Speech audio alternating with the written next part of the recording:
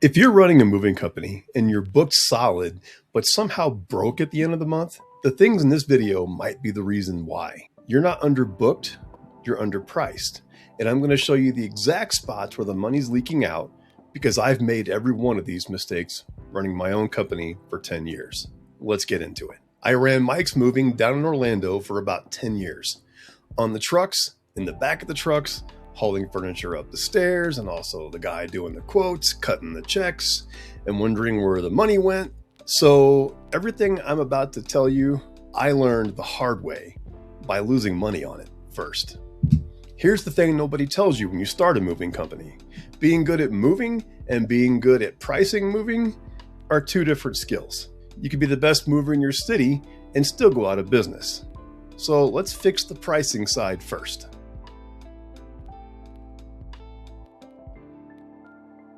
Mistake number one, and this is the big one. You're pricing by the hour and only by the hour. Here's why that kills you. When you charge straight hourly, you've capped your own income at the speed of your slowest day. And worse, you've turned yourself into a commodity. The customer is now shopping you against the next guy purely on your hourly rate. You are in a race to the bottom, and the prize for winning is making less money. Go figure. The fix isn't complicated, but it's a mindset shift. You're not selling hours.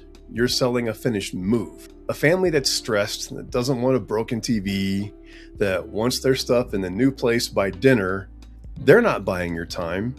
They're buying the outcome.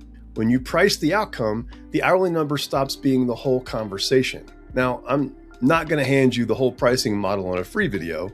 It's a longer conversation, but understand the principle. The second you compete only on hourly rate, you've already lost the margin.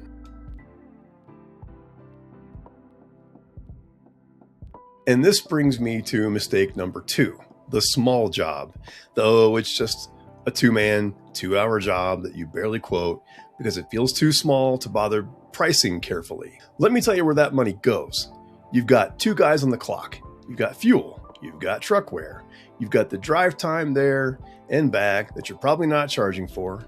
You've got the booking time, the phone call, the scheduling, and you quoted it like it was just 2 hours of labor. Problem is, and this is common, by the time that quick job is done, you did 6 hours of actual business work to collect 2 hours of pay. So, do that 3 times a week, and you've worked yourself half to death for almost nothing. The fix to this is pretty simple. Every job has a floor, a minimum. There's a number below which you do not roll a truck, period, because rolling that truck costs you money before anybody picks up a single box. If you don't know your truck roll cost, that's the first homework. Everything prices up from the floor.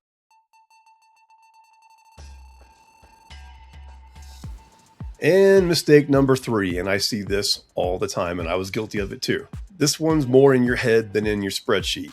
You are scared to charge what you're actually worth. I get it, especially if you're newer, the instinct is to win on price. You want to be the cheap option, get the volume, build the reviews, and look, when you're brand new with zero reputation, being competitive on price makes sense for a minute. But here's the trap. Cheap attracts the worst customers. The price shoppers, the tire kickers, the ones who nickel and dime you. They'll file a damage claim over a scuff, or they'll leave a 1-star review because you were 15 minutes late. The customer who picks you only because you're the cheapest is the customer who will punish you the hardest. And it's every single time. The customer you actually want, the one who's happy, the one who tips, the one who refers you, the one who leaves the 5-star review, that customer's buying trust, not the lowest price. And you signal trust by pricing like a professional who knows their worth, not like the desperate option.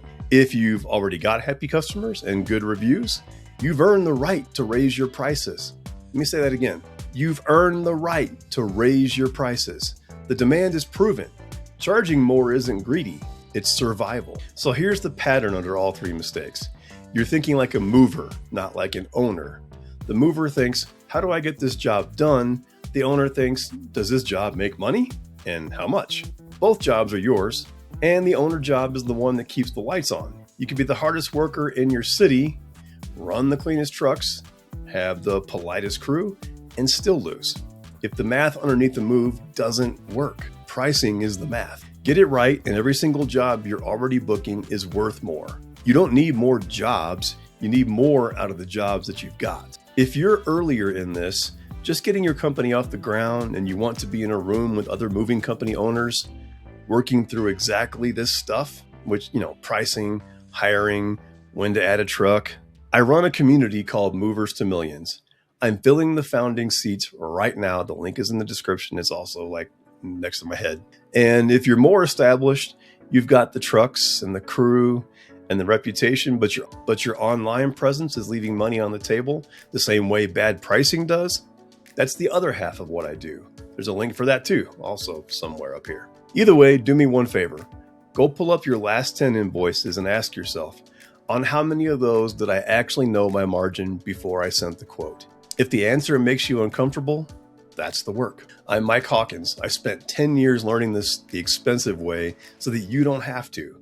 If this was useful, subscribe. There's a new one every week. And go make your next move worth more than your last one. I'll see you.